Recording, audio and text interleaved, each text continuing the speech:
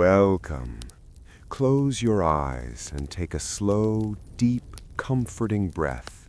Listen to the gentle, steady crackle of the fireplace beside you. Tonight, we are leaving the rush and noise of the modern world far, far behind. We are going to journey back through the softly glowing mists of time.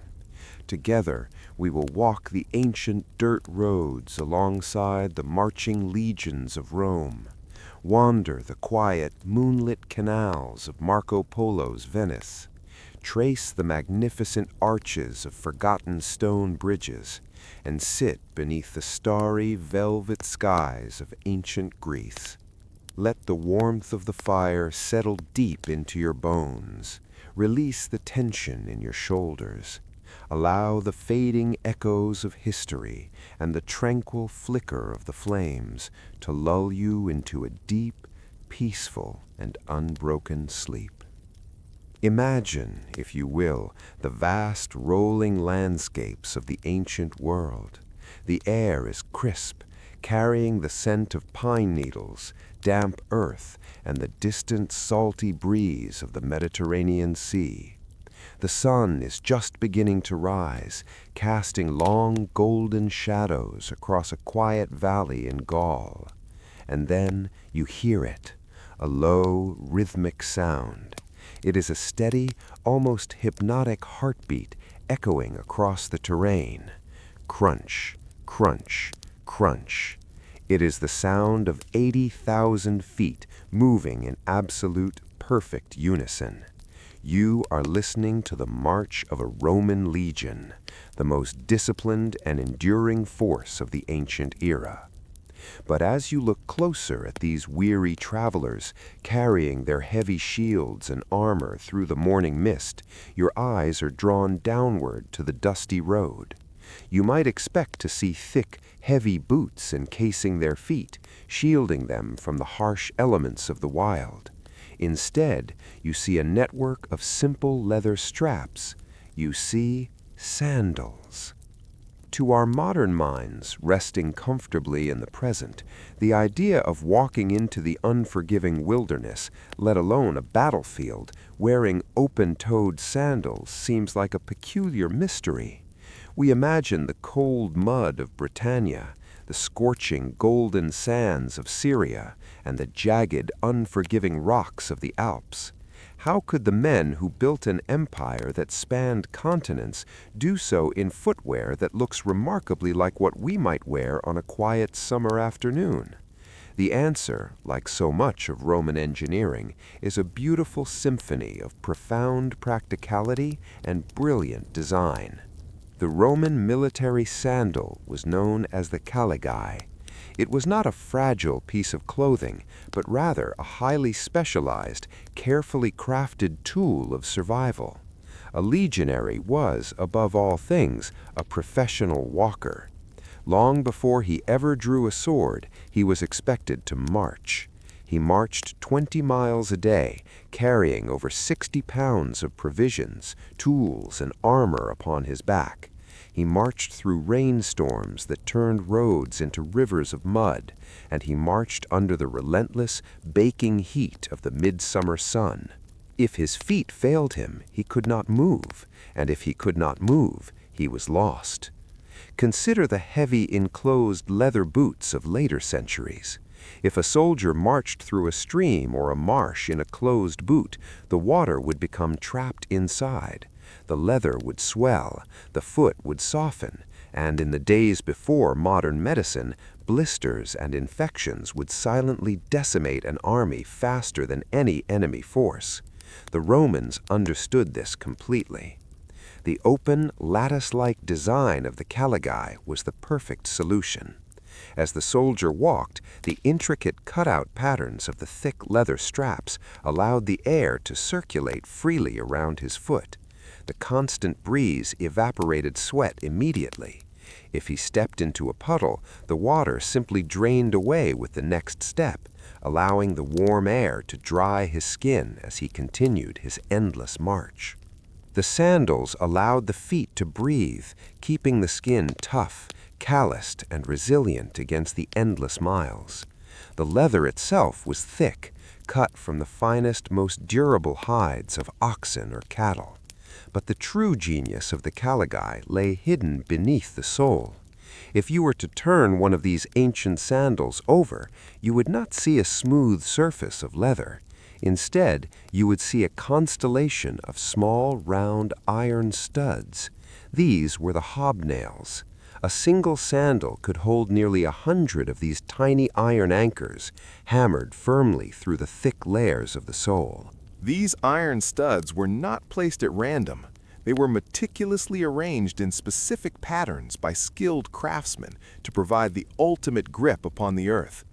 Imagine the sheer difficulty of standing your ground on a muddy, rain-slicked hillside, or holding a heavy wooden shield against the terrifying momentum of an advancing enemy.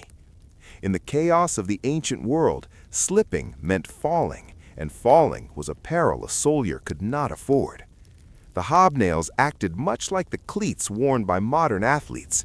They bit deep into the soft soil of the forests, they gripped the wet grass of the plains, and they found purchase on the uneven, rocky terrain of the mountains. They grounded the legionary, rooting him to the earth like an ancient oak tree, immovable and secure. And as you listen to the crackle of the fire beside you, imagine the sound those thousands of iron nails made as they struck the paved stones of the magnificent Roman roads. It was a rhythmic metallic crunch, a steady hypnotic pulse that echoed for miles across the silent countryside. For the enemies of Rome, that sound was a harbinger of inevitable defeat. But for the soldiers themselves, that unified marching rhythm was a source of profound comfort. It was the sound of brotherhood. It meant they were part of something vast and unbreakable. As the sun slowly sank beneath the horizon, painting the sky in deep, sleepy shades of twilight, the marching would finally cease. The heavy silence of the evening would return to the wild. The legions would build their camps, raising wooden walls and digging trenches as the stars began to appear, one by one, in the darkening sky. And it is here, in the quiet, peaceful hours of the night, that we find the soldiers resting. Campfires, much like the one you are listening to right now, would be lit across the vast encampment. The warm orange glow would push back the shadows of the unknown forest. Weary men would sit by the gentle flames, finally unlacing their caligae. The open design allowed their feet to dry instantly in the cool evening breeze. There was no trapped moisture, no dampness lingering in the dark. By the soothing light of the fire, the legionaries became quiet craftsmen. They would inspect the soles of their sandals, looking for worn or missing iron studs. With small hammers, they would gently tap fresh hobnails into the thick leather, replacing what the harsh roads had taken away. It was a meditative, peaceful chore. The soft clinking of iron against iron blended beautifully with the popping embers of the burning wood and the distant hoot of a night owl. Even in the bitter, biting cold of the northern winters, the sandals remained. The soldiers simply adapted, wrapping their feet in thick woolen socks or soft animal furs before strapping on their caligae. They found warmth, they found grip, and they found a way to endure. They conquered the known world not in heavy armor, but in the breathable, brilliant simplicity of the leather sandal. As the embers of the Roman campfires slowly fade into the soft, velvet darkness, our journey through time continues. The sound of marching feet and the clinking of iron gently dissolve into the soothing, rhythmic lapping of water against ancient stone. The dusty roads of the empire are washed away by a cool, salty mist. Take another deep, calming breath and let the fresh sea air fill your lungs. We have drifted forward through the centuries, carried by the gentle currents of history, until we arrive in a city that seems to float upon the water itself. It is the year 1295, and we are wandering through the quiet, moonlit canals of Venice. The city is draped in a peaceful, sleepy silence. The grand, ornate palazzos cast long, rippling reflections upon the dark, mirror-like surface of the water. A lone gondola glides softly through the narrow waterways, the wooden oar cutting through the stillness with a gentle, splashing whisper. Inside one of these magnificent homes, safely tucked away from the cool night air, a fire is burning cheerfully in a large stone hearth. Sitting beside it, bathed in the warm, flickering light, is a man whose name will echo through the corridors of time forever. Marco Polo has come home. He is no longer the young, wide-eyed merchant who left this watery city nearly a quarter of a century ago. Time, the sun of the distant east, and the endless winds of the sweeping steppes have weathered his face, carving deep, distinguished lines of wisdom around his eyes. For 24 years he has walked a path that most men could only dream of in their wildest slumbers. He has traversed the scorching, unforgiving sands of the Gobi Desert, climbed the breathtaking, snow-capped peaks of the Pamir Mountains, and stood in absolute awe before the dazzling golden courts of Kublai Khan. He has seen the world in all its vast, unimaginable glory. But tonight, the great traveler is finally at rest. The endless horizons have been replaced by the comforting, familiar walls of his Venetian home. He watches the flames dance and sway in the fireplace, much as you are doing now. The crackling wood seems to whisper the secrets of the distant lands he has left behind. The scent of burning cedar mixes with the faint, lingering aromas of exotic spices, cinnamon, cloves, and nutmeg that still cling to his rich silken robes. He is a man composed of memories, a living bridge between the known world and the mysterious, magnificent East. As he settles deeper into his velvet chair, the exhaustion of decades of travel begins to melt away, replaced by a profound, settling peace. Outside his window, the gentle tide of the Adriatic Sea pulls softly at the wooden moorings of the city. The water laps against the ancient, moss-covered stones in a rhythmic, lullaby-like sequence. Marco Polo closes his eyes, letting the comforting warmth of the hearth seep into his tired bones. For over 2 decades, his vision had grown accustomed to the endless, sweeping horizons of the Mongolian steppes, the towering, perilous passes of the Himalayas, and the vibrant, overwhelming scale of the Khan's great capital. Now, his world has shrunk back down to the familiar, narrow canals and tightly woven alleyways of his youth. Yet rather than feeling confined, he feels a profound sense of safety. The labyrinth of Venice is a quiet embrace, a place to finally rest his traveling soul. However, the peaceful rhythm of his return was destined to be briefly interrupted by the restless tides of history. Just a few years after stepping foot in his beloved Venice, the city found itself entangled in a bitter seafaring conflict with its fierce rival, Genoa. Marco, carrying the duty of a Venetian citizen, funded and commanded a galley in the ensuing naval clashes. The chaotic, rolling waves of the Adriatic soon delivered him into the hands of the Genoese, and he found himself confined within the quiet stone walls of a prison cell. But in the grand tapestry of time, this imprisonment was not a tragedy. It was a remarkably serendipitous pause. It was a moment of forced stillness in a life defined by perpetual motion. In the dim, calm light of that Genoese confinement, Marco Polo met a man named Rustichello da Pisa, a writer of romances. To pass the long, quiet hours, Marco began to speak. He spoke of the roaring, sand-swept dunes of the Taklamakan Desert, which travelers claimed were haunted by whispering spirits. He spoke of stones that burned like wood, which we now know as coal, and of paper money used to trade for the finest silks and spices in the world. He described a postal system so swift and magnificent it spanned an entire continent, and he painted pictures with his words of exotic animals with thick armor-like skin and horns upon their noses. As Marco spoke, his voice low and steady, Rustichello wrote. The scratch of the quill upon the heavy, textured parchment was a soothing, rhythmic sound, much like the gentle crackle of the fire you hear now. Word by word, line by line, they captured the vastness of the East and bound it within the pages of a book. This manuscript, which would come to be known as the Travels of Marco Polo, or Il Milione, was not merely a recounting of facts, it was a preservation of wonder. It was the distillation of a lifetime of awe, safely transferred from the memory of an aging merchant into the eternal keeping of history. When the conflict between the two cities finally cooled, Marco was released and returned to his peaceful life in Venice. The sprawling, dangerous adventures of his youth were formally behind him. He settled into the comfortable, affluent existence of a successful merchant. He married a woman named Donata, and together they raised 3 daughters in the quiet luxury of their grand palazzo.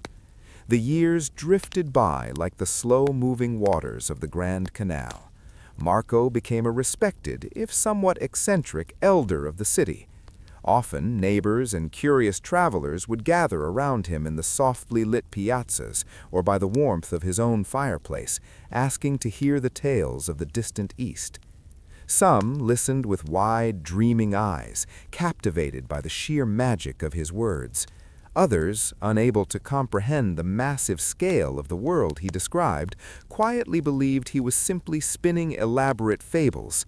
They playfully nicknamed him Marco of the Millions, implying he exaggerated everything by 1,000,000 degrees. But Marco simply smiled his quiet, knowing smile. He did not need them to believe. He had walked those distant, dusty roads himself. He had felt the heat of the desert sun and the chill of the mountain snows. As the deep, quiet winter of 1324 settled over the frozen lagoon, the great traveler's journey finally drew to a close. Surrounded by his family, his breathing growing as soft and shallow as the dying embers of a fire, a priest is said to have leaned in close. He urged the old man to confess his lies, to retract the wild, impossible stories of his book before he left this world. But Marco Polo, mustering the last of his quiet strength, whispered a phrase that would echo through the centuries, a final, beautiful testament to the vastness of human experience. "Ye have not told half of what I saw," he murmured softly into the shadows. With those final, quiet words, the great traveler's journey came to a peaceful end. The fire in Marco Polo's hearth slowly burned down to a soft, glowing bed of ruby-red embers, sending a gentle, fading warmth into the quiet Venetian night. Yet outside his window, the city lived on. The dark, mirror-like waters of the canals continued their slow, endless dance with the tides of the Adriatic, and spanning those quiet waters, holding the floating city together like delicate ribbons of stone and wood, were the bridges. Imagine standing on one of these ancient Venetian bridges in the deepest hours of the night. The moon hangs low and heavy in the sky, casting a silvery glow over the gently curving arch beneath your feet. You rest your hand upon the cool, weathered stone of the balustrade, feeling the worn, smooth patches left behind by centuries of passing travelers. A bridge is a remarkable, deeply comforting thing. It is a promise of safe passage. It is a silent, sturdy guardian that stands between the traveler and the depths below, uniting 2 separate shores into a single continuous path. As you listen to the rhythmic, soothing murmur of the water lapping against the stone foundations, let us drift backward once more, following the winding river of time to discover the very origins of these magnificent structures. Long before the grand sweeping arches of Rome or the elegant, romantic waterways of Venice, the first bridges were not crafted by the hands of men, but by the quiet, patient forces of nature itself. Picture a dense, ancient forest, undisturbed by the modern world. A gentle, rolling storm has passed through, leaving the air smelling of fresh rain and crushed pine needles. A massive, ancient oak tree, having lived a long and quiet life, has gracefully fallen across a babbling silver creek. Its thick, sturdy trunk now connects the mossy banks. This was the first bridge. Early humans, wandering through these peaceful emerald woodlands, would have found these natural crossings and felt a sense of relief. They walked across the rough bark, listening to the joyful, bubbling sound of the stream safely beneath their feet. But humans have always been builders, dreamers who sought to shape the world around them. When a fallen tree was not perfectly placed, they learned to recreate the magic themselves.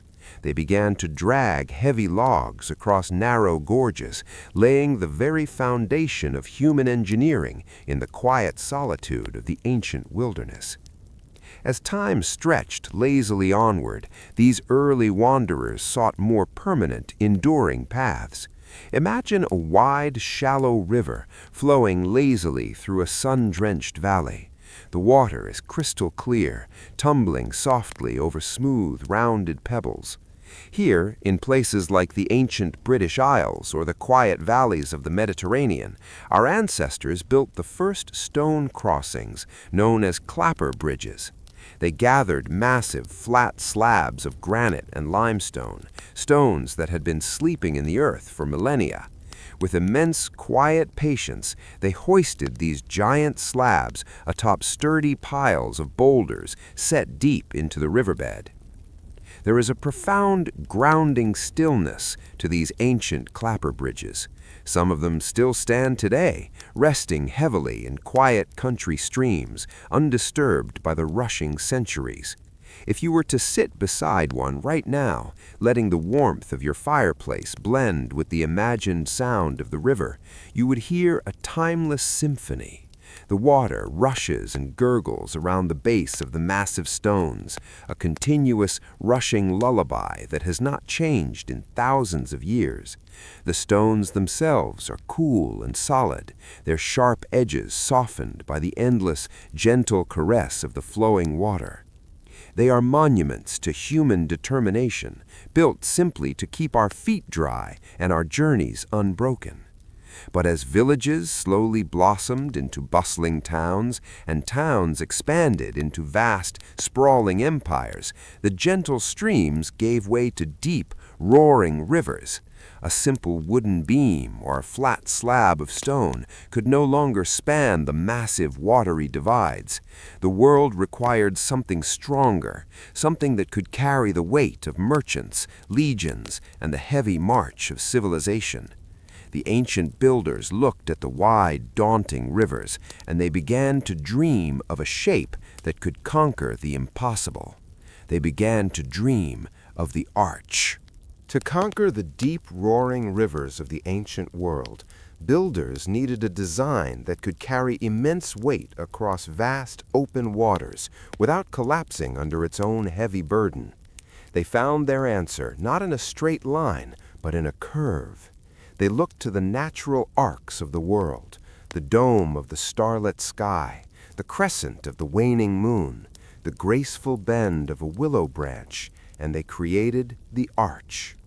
It was the Romans who truly mastered this magical shape, taking the simple arch and transforming it into an enduring symbol of strength and connectivity that would last for millennia.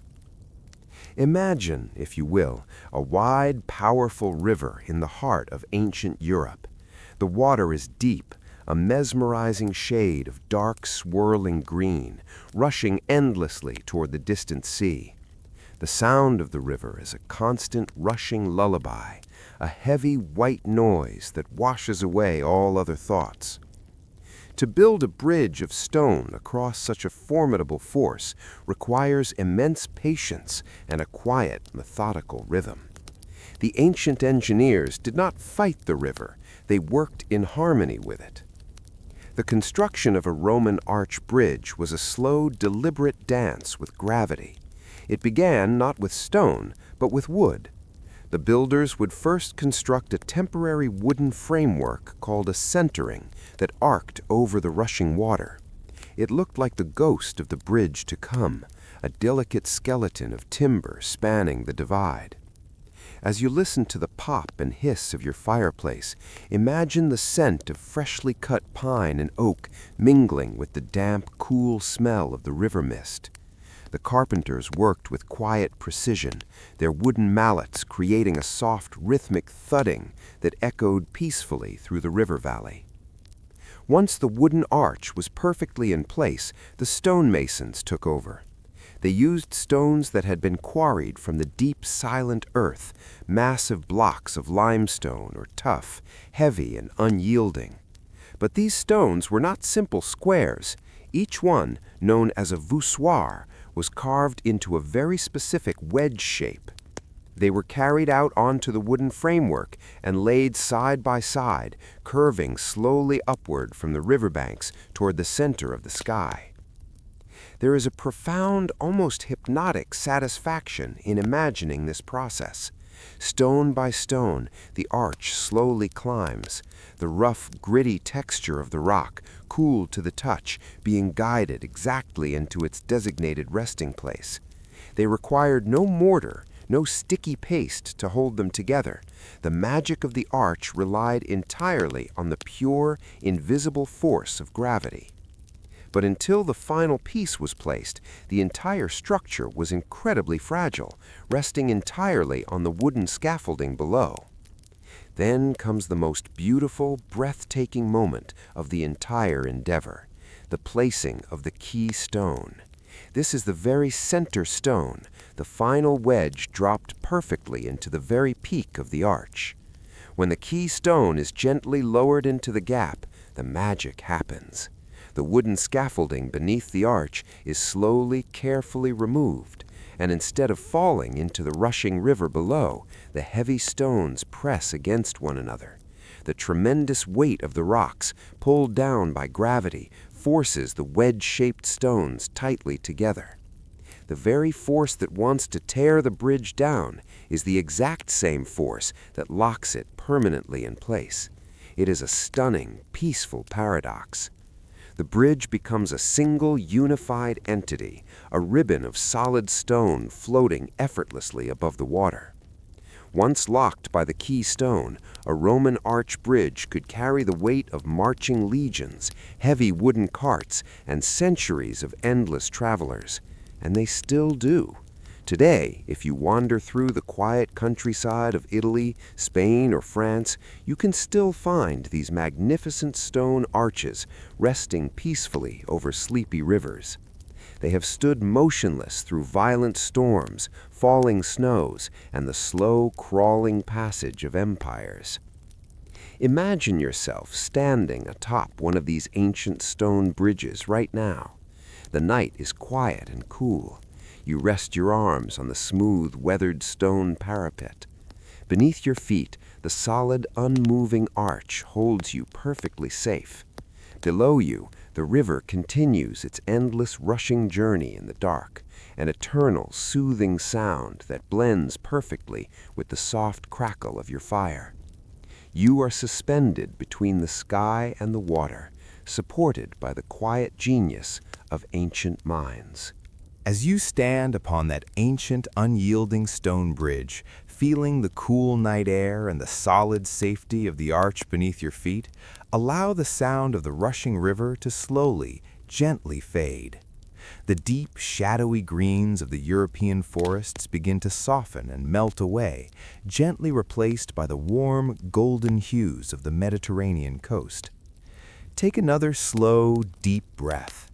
The air here is different. It is warmer, carrying the sweet, earthy scent of sun-baked olive groves, dry wild thyme, and the crisp, salty kiss of the sea. The steady, heavy rush of the river has transformed into the rhythmic, hypnotic lapping of the Aegean Sea against a smooth, pebbled shoreline. The water advances and retreats, an eternal whispering pendulum sweeping across the coast. Above you, the canopy of ancient trees opens entirely to reveal a sky so vast, so incredibly clear, that it fills you with a profound sense of peace. This is the night sky of ancient Greece. Without the glare of modern city lights, the heavens are a breathtaking tapestry of glittering stars, scattered like crushed diamonds across an endless ocean of deep, velvety indigo. The Romans built magnificent, enduring bridges of stone and timber to physically connect the distant corners of their empire. But long before the first Roman arch was ever cast in timber, the ancient Greeks were building an entirely different kind of bridge. In the quiet, starlit nights of the ancient world, they were building bridges of the mind. They were reaching across the vast, terrifying unknown to connect human understanding with the deepest, most beautiful mysteries of the universe. This quiet, revolutionary endeavor was the birth of philosophy, a word that simply and beautifully translates to the love of wisdom. Imagine walking away from the gentle waves of the shoreline, your sandals sinking softly into the cool, silver-lit sand. You wander slowly up a gently sloping hill until you reach a quiet, open-air courtyard in a city like Miletus or Athens.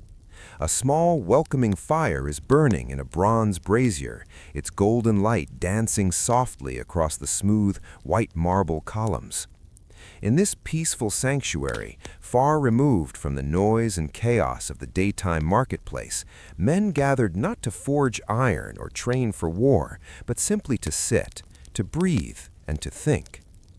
They would look up at those swirling, majestic constellations, trace the glowing band of the Milky Way, and ask a question that had never truly been asked before with such quiet, focused intent. Why? For thousands of years, humanity had looked out at the awe-inspiring forces of nature, the crashing storms, the turning of the seasons, the blazing heat of the sun, and attributed it all to the unpredictable whims of gods. If the earth shook, it was because a deity beneath the waves was restless. If the rains fell, it was a blessing from the skies. The world was a chaotic, terrifying place, entirely out of human control. But here, in the tranquil calm of the Greek night, listening to the gentle rustle of olive leaves in the sea breeze, a profound shift occurred. Early thinkers, men like Thales of Miletus, sitting perhaps by a fire very much like the one you were listening to right now, began to seek natural, observable explanations for the world around them. They listened to the water flowing. They watched the smoke rising from the embers, and they wondered if the universe was not just a chaotic playground of angry gods, but a beautifully ordered system. They began to believe that nature was a grand, harmonious puzzle, governed by rules that the human mind could patiently uncover and understand. Thales, watching the morning mist roll off the sea and the winter frosts melt into the earth, proposed a wonderfully simple and soothing idea that the fundamental substance of the entire universe was water. He saw that water could be as solid as a rock in winter, as flowing and formless as a river in spring, and as light and invisible as the air when heated. To him, the world was fluid, interconnected, and fundamentally whole.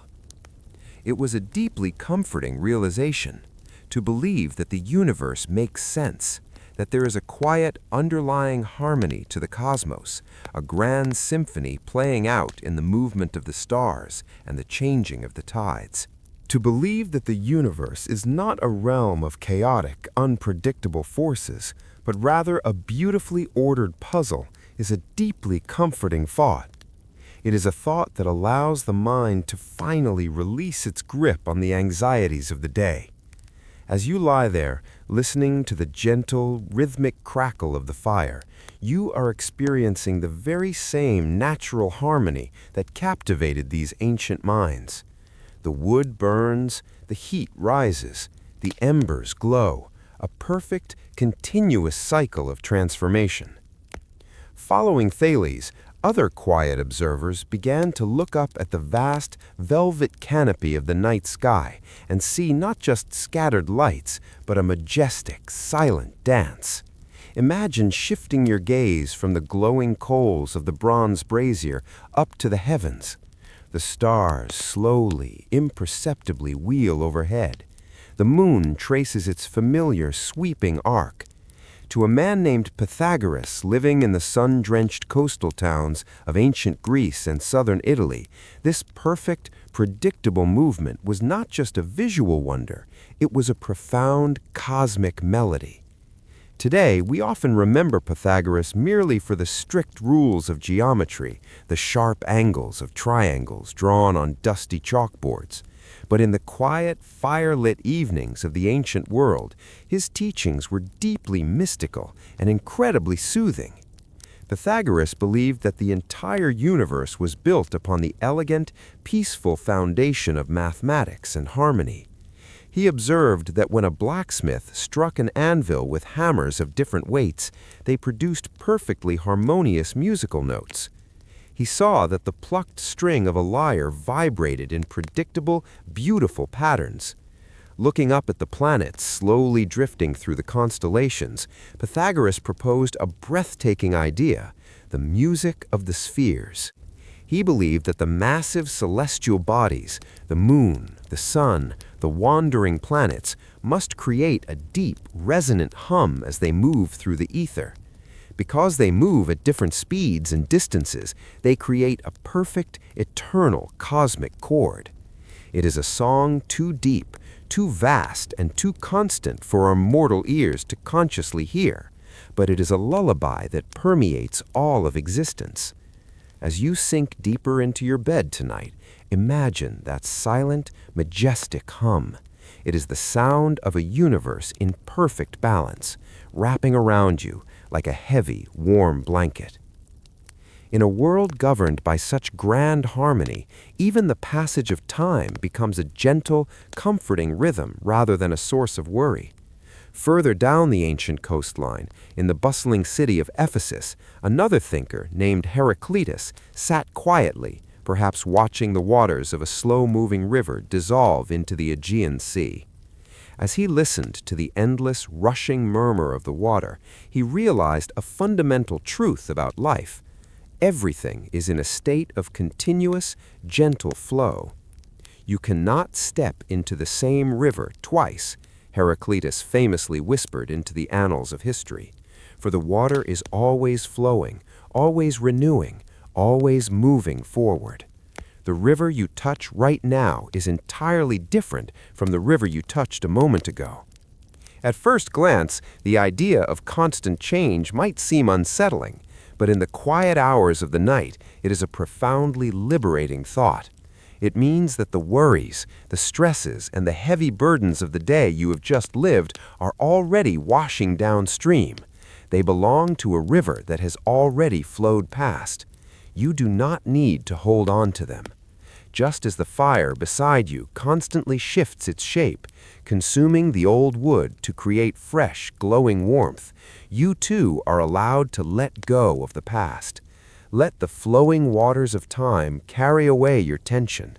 Watch it drift quietly into the dark, leaving you entirely peaceful, entirely present, and safe on the shore. As you let the gentle, rushing waters of Heraclitus's river carry away the lingering thoughts of the day, allow your mind to drift gently downstream, guided only by the soft, ambient glow of the fireplace beside you.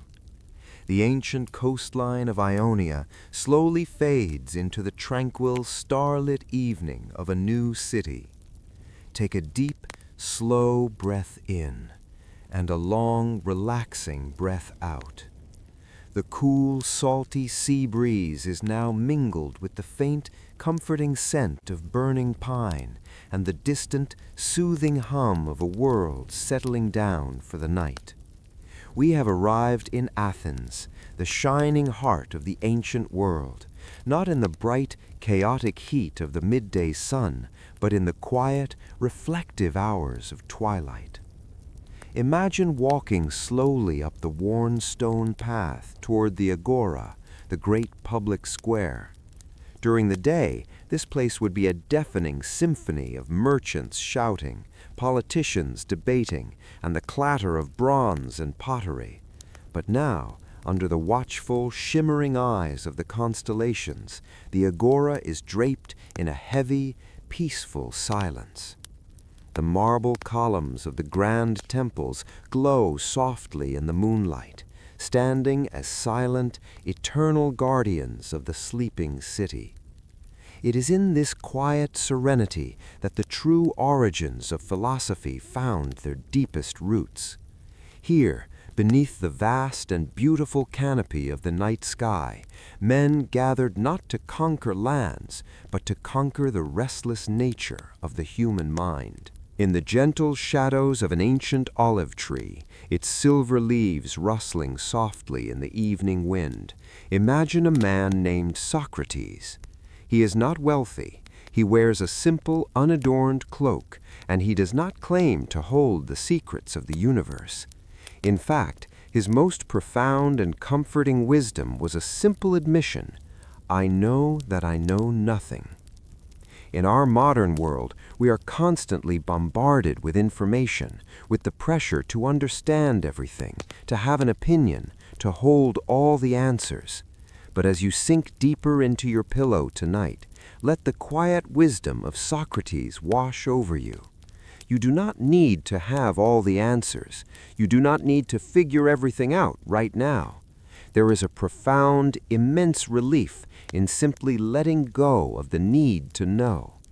The universe is vast and mysterious, and it is perfectly okay to just close your eyes and be a small, peaceful part of it without having to understand its every working. Let that admission lift a heavy weight from your shoulders. Let the soft crackle of your fire be the only truth you need to focus on in this very moment. As the night deepens, the teachings of Socrates blend seamlessly into the quiet, structured dreams of his famous student, Plato. Imagine leaving the agora and walking slowly toward a quiet grove of trees on the outskirts of the city. This peaceful sanctuary, dedicated to a legendary hero, is known as the Academy. Here, away from the stone streets and the echoes of the city, Plato invited his students to look past the messy, imperfect world of physical objects. He spoke of a higher, purer realm, a place of perfect forms. Plato believed that everything we see in this world, a beautiful horse, a sturdy bridge, a warm fire, is merely a pale, flickering reflection of a perfect, eternal version that exists in a higher spiritual reality. He told a famous story, an allegory of a cave, where people saw only shadows dancing on the wall, mistaking them for reality. But tonight, in the safety and comfort of your own space, you are invited to turn away from the shadows. The worries, the anxieties, the flickering problems of your waking life are just shadows cast upon the wall of the day. As you close your eyes, the blackness before you is not empty. It is a blank canvas, a peaceful void where those shadows can no longer reach you. You are stepping out of the cave of daily stress and into a realm of pure, undisturbed rest. The perfect form of peace is here, waiting for you in the darkness, wrapped in the soothing warmth of the hearth. The fire pops gently, a soft cascade of sparks rising into the chimney, mirroring the stars wheeling silently overhead. From the quiet sanctuary of Plato's Academy, we follow the gentle current of thought to another peaceful garden in Athens, a place called the Lyceum. Here, Plato's greatest student, Aristotle, took a different path to tranquility. Aristotle did not look away from the physical world to find peace. He looked closer at it. He was a man of profound, patient observation. He believed that to understand the universe, one simply needed to walk slowly through it and pay attention to its magnificent details. Imagine Aristotle wandering the quiet paths of his school, a practice that earned his followers the name peripatetics, or those who walk about. His steps are slow, deliberate, and deeply grounding. He pauses to examine the delicate veins of a fallen leaf, the intricate geometry of a spider's web woven between two marble pillars, the steady, rhythmic breathing of a sleeping dog. He found a deep, abiding comfort in categorization, in naming the animals, the plants, the stars. By observing nature so closely, he saw that nothing was truly random. Everything had a purpose, a cause, a beautiful underlying order. When our minds feel cluttered and chaotic, Aristotle's quiet observation offers a gentle remedy. He believed that the entire cosmos was set into motion by an eternal, unmoving force, the prime mover. This ultimate source of energy created the majestic rotation of the heavens without having to move itself. It is a symbol of perfect, undisturbed stillness, creating beautiful harmony. As you lie here, let yourself become like the prime mover. You do not need to physically move. You do not need to actively participate in the turning of the world. Your stillness is your power tonight. The earth will continue to spin, the moon will continue to pull the tides, and the stars will continue their silent dance across the heavens, all without any effort from you. Your only task is to rest. Allow the comforting weight of your blanket to anchor you to the bed, just as Aristotle anchored his philosophy in the solid, observable world. Notice the slow, steady rise and fall of your own chest, a perfect reflection of the rhythmic tides and the turning of the seasons. You are a natural part of this deeply ordered universe. There is nothing out of place. There is nothing you have forgotten to do that cannot wait until the sun rises again. The ancient philosophers understood that the mind, much like the body, requires profound periods of rest to function, to grow, and to understand. They built their philosophies not just to challenge the intellect, but to soothe the spirit, to provide a framework where human beings could feel safe, understood, and at home in the vastness of the cosmos. As the fire burns down to its final, softest embers, let their ancient wisdom wrap around you. Let the realization that humanity has been looking up at these same stars, asking these same questions, and finding these same peaceful answers for thousands of years bring you a deep, resonant comfort. You are connected to a long, quiet line of dreamers and thinkers. As the deep, philosophical musings of ancient Athens slowly dissolve into the tranquil, starlit canopy of the night, we find ourselves drifting once again. Allow the solid marble columns of the Lyceum to fade gently from your mind's eye. Imagine the soft, cool earth of Greece transitioning into the smooth, rhythmic rocking of a wooden ship gliding effortlessly across the dark, glassy surface of the Mediterranean Sea. The water is perfectly calm, a massive midnight mirror reflecting the brilliant silver dust of the Milky Way. Listen closely to the sound of the water parting at the bow of the ship. It is a slow, rhythmic hush, a gentle shh, shh, that perfectly synchronizes with the slow, steady rise and fall of your own breathing. Breathe in the cool, salty night air, and as you exhale, let go of any remaining tension in your body. In the distance, rising from the horizon like a warm, welcoming star, a golden light begins to pierce the darkness. As our ship glides closer to the northern coast of Africa, the light grows brighter, casting a long, shimmering ribbon of gold across the black water. It is the Pharos of Alexandria, the great lighthouse of the ancient world. At its very peak, a massive fire is burning, tended by quiet, watchful guardians. The gentle crackle of your own fireplace that you hear right now is an echo of that magnificent beacon. For centuries, that distant fire served as a symbol of profound safety, guiding weary sailors and wandering travelers through the treacherous, uncertain darkness of the sea, bringing them safely into the quiet harbor. Just as that light guided the ancients home, let the soft glow of your fireplace guide your mind into a deep, protected harbor of rest. We step off the wooden docks and into the sleeping city of Alexandria. The vibrant, bustling energy of the Egyptian day has long since surrendered to the cool, heavy blanket of the night. The streets are empty and peaceful, the white limestone buildings glowing faintly in the moonlight. We are walking slowly, our footsteps making almost no sound, toward a place of ultimate, profound stillness. We are walking toward the great library of Alexandria. Imagine pushing open the towering, heavy wooden doors of the library. They swing inward with a slow, deep, resonant groan, revealing a vast, cavernous hall bathed in shadows. As you step inside, you are immediately enveloped by an entirely different kind of silence. It is not an empty, hollow silence. It is a thick, rich, comforting quietude.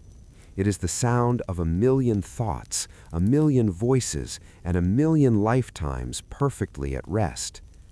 The air inside the library is cool, dry, and perfectly still. Take a deep breath in. The air carries a unique, intoxicating fragrance. It is the warm, earthy scent of dried papyrus reeds, mingled with the rich aroma of aged leather bindings and the sweet, woody perfume of cedar oil, which the ancient librarians lovingly painted onto the scrolls to protect them from the passage of time. Rows upon rows of wooden shelves, known as niddy or little nests, stretch upward into the vaulted darkness, disappearing out of sight. Resting inside these small, circular cubbies are hundreds of thousands of tightly rolled scrolls.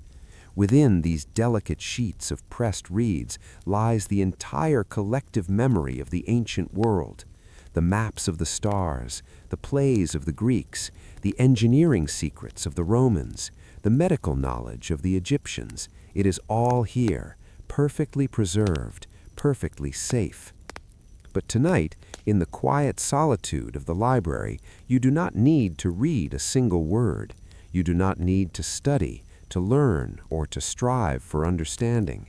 There is a deep, overwhelming comfort in simply knowing that the knowledge is there, safely locked away. Think of your own mind as this grand, ancient library. Throughout the day, you pull countless scrolls from the shelves, worries, plans, memories, tasks. Your mind becomes cluttered, your desk piled high with open texts. But now it is night. It is time to gently roll up each of those scrolls. Imagine taking the thoughts that have troubled you today, smoothing out their edges and rolling them into tight, neat cylinders. Tie them with a soft leather cord. Now place them gently back into their designated spaces on the dark wooden shelves. You are not destroying them, you are simply putting them away. They are safe. They will be there tomorrow if you need them, but for tonight, the library is closed. A single elderly librarian walks slowly down the long, shadowed corridors, carrying a small, flickering oil lamp. The soft, golden light dances across the thousands of sleeping scrolls. The faint scuff of his leather sandals on the polished stone floor is the only sound in the vast hall, a slow, methodical rhythm that encourages your heart rate to slow, to match his ancient, unhurried pace. He checks the shelves, ensures the cedar oil is fresh, and quietly extinguishes the remaining lamps one by one. With each lamp that goes out, the darkness becomes richer, deeper, and more inviting. Outside the heavy stone walls of the library, beyond the sleeping city, the mighty Nile River continues its slow, eternal journey toward the sea. The river does not rush, it does not hurry, it moves with a heavy, unstoppable, and deeply peaceful momentum, carrying the rich, life-giving silt from the heart of Africa. The people of Egypt slept soundly every night, knowing that the river would continue to flow, continue to nourish the earth, entirely without their help or intervention. The world takes care of itself while you sleep. The fires burn down to embers, the rivers flow to the ocean, the stars turn in their massive celestial spheres, and the great library holds the memories of the world in absolute silence. Let the scent of the papyrus and cedar wash over you. Let the heavy, comforting silence of the stone halls press gently against your ears, silencing the noise of the modern world. You are safe in the dark.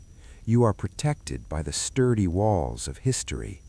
Sink deeper into the mattress, feeling as heavy and relaxed as a stone column rooted deep into the ancient earth. Allow the rhythmic crackle of the hearth to be the only companion you need, lulling you, guiding you, and holding you suspended in this perfect, timeless tranquility. As the heavy wooden doors of the great library gently click shut, sealing the wisdom of the world in perfect, undisturbed darkness, we find ourselves drawn back out into the cool Egyptian night. The scent of papyrus and cedar oil slowly fades, replaced by the crisp, dry aroma of the desert wind. We leave the sleeping streets of Alexandria behind, drifting silently toward the banks of the eternal river, the Nile. A small, graceful wooden skiff is waiting for us, moored to a quiet stone dock. Its curved bow dips slightly as you step aboard, settling into a comfortable arrangement of soft, woven cushions. There are no oarsmen, no sails catching the wind. The boat simply responds to the slow, heavy, magnetic pull of the river's current, carrying us gently southward, deep into the ancient heart of the land. Listen to the rhythmic, hypnotic lapping of the water against the wooden hull. Shh, shh. It is a sound as old as the earth itself, a continuous, rushing lullaby that blends perfectly with the soft, popping embers of the fire beside you. The river is a massive, dark ribbon winding through the illuminated landscape.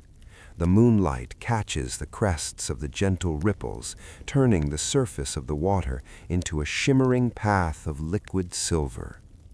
As we glide further from the coast, the lush green banks of the delta begin to recede, giving way to the vast, breathtaking expanse of the Sahara. The desert at night is a place of profound, overwhelming peace. During the day, it is a realm of blinding light and shimmering heat, but as the sun dips below the horizon, the sand exhales.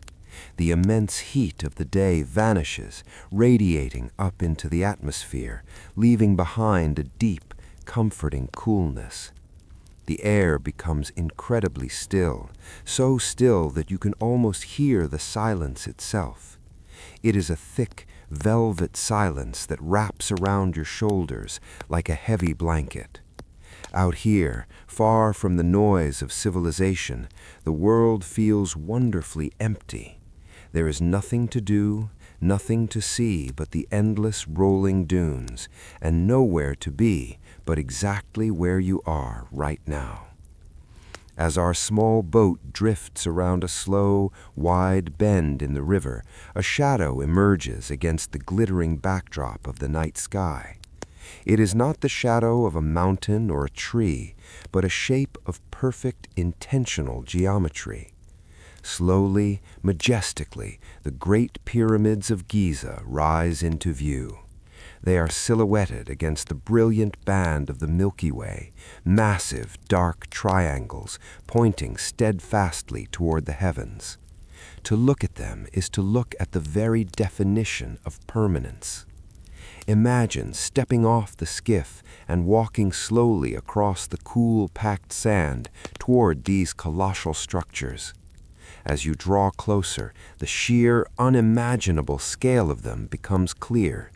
Millions of massive limestone blocks, each weighing as much as an elephant, stacked with absolute breathtaking precision. They have stood in this exact spot, perfectly still, for over 4,000 years. They have watched empires rise and fall. They have endured the howling sandstorms of the desert, and they have bathed in the light of 1,000,000 full moons. Yet they do not move. They do not hurry. They exist in a state of eternal, immovable rest. When your mind feels restless, when your thoughts scatter like dry leaves in the wind, imagine yourself as one of these great, ancient stones. You are heavy. You are anchored deeply into the bedrock of the earth. The storms of daily life may swirl around you, the winds of stress may blow, but they cannot move you. You are too solid, too grounded, too deeply at peace. Let the incredible settling weight of the pyramids transfer into your own body. Feel your arms become heavy, sinking softly into the mattress. Feel your legs relax, releasing all the tension they have carried throughout the day. You are safe, securely rooted to the earth, protected by the quiet, enduring strength of history. Look up past the peaks of the monuments to the vast canopy of stars. The ancient Egyptians believed that the night sky was the goddess Nut, stretching her massive, star-studded body across the world to protect it while it slept.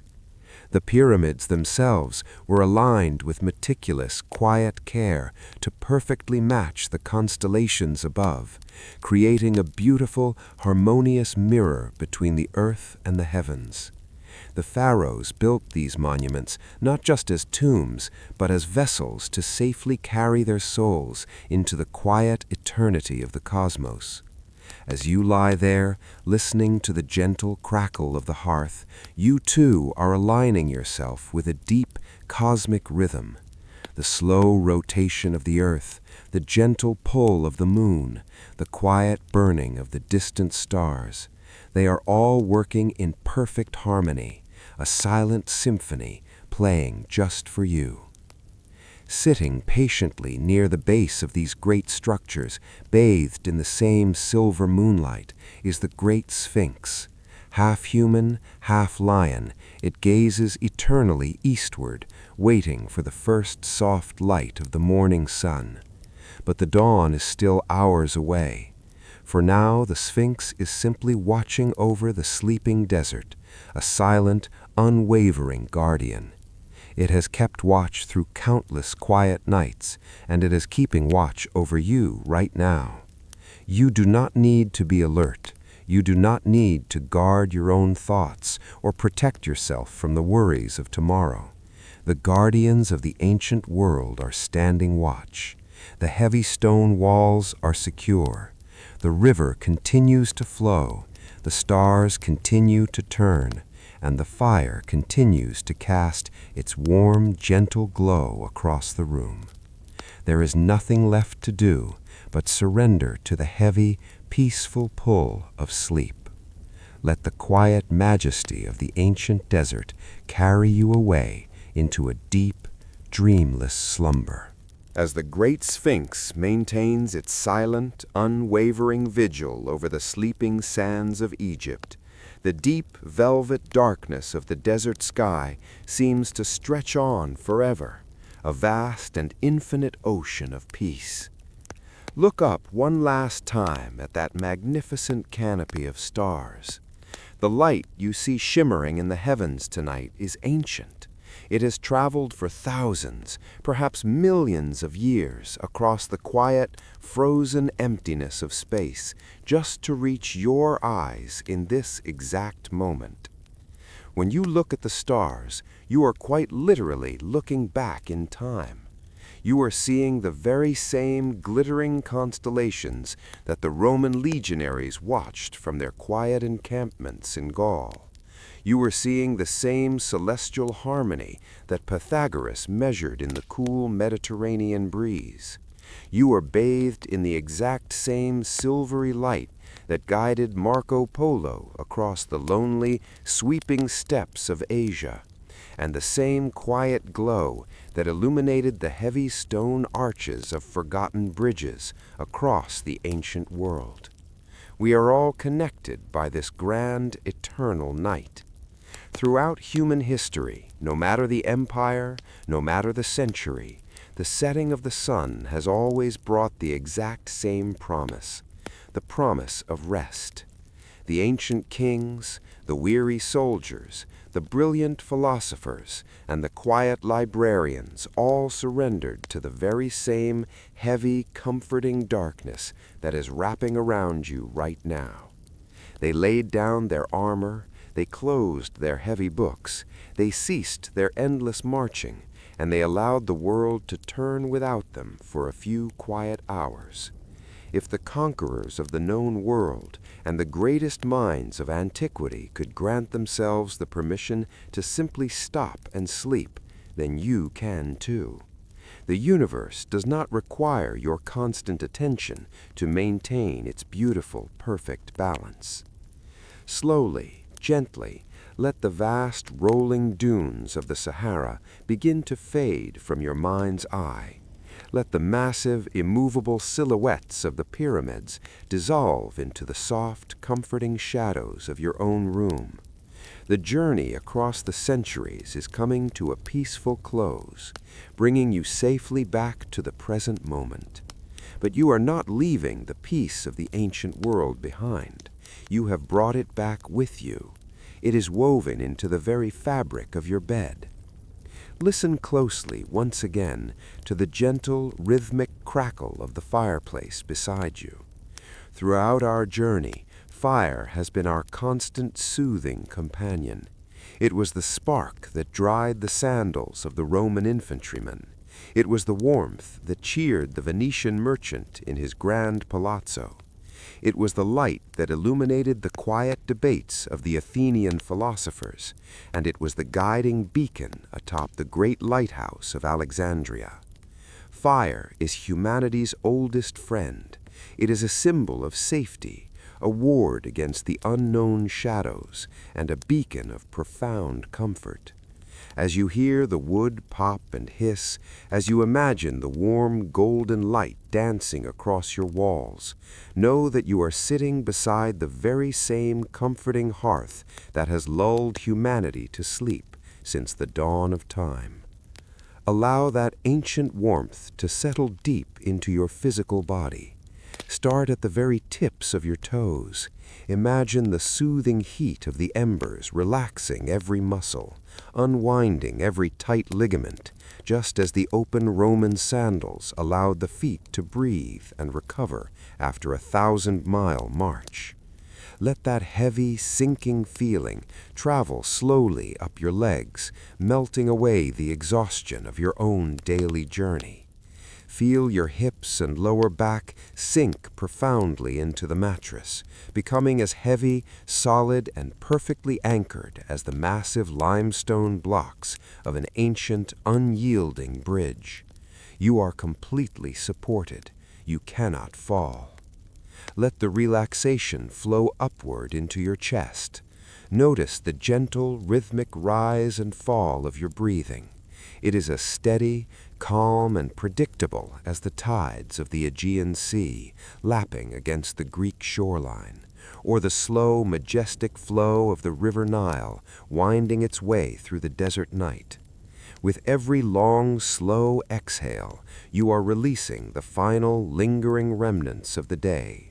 You are rolling up the scrolls of your worries, tying them away securely, and leaving them in the silent, darkened halls of the great library. Your mind is now a sanctuary of pure, undisturbed quiet. Feel your shoulders drop, releasing burdens you no longer need to carry. Let the muscles in your neck soften. Unclench your jaw. Let the tiny, delicate muscles around your eyes completely let go. Your eyelids are heavy, so incredibly heavy, drawn downward by the same gentle, invisible gravity that holds the arches of Rome together and keeps the stars moving in their perfect, harmonious spheres. There is nowhere else you need to be. There is nothing else you need to do. The history of the world is a long, winding river, and tonight you are safely resting on its quietest shore.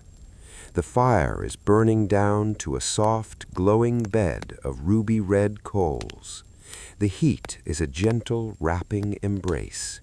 The room is safe, the night is quiet, and the ancient guardians of time are keeping watch. Let the soothing crackle of the embers be the very last thing you focus on as you drift away. Let it carry you down, deep down, into a realm of pure, perfect, and unbroken sleep. Sleep well, sleep deeply, and find profound peace in the ancient, eternal night.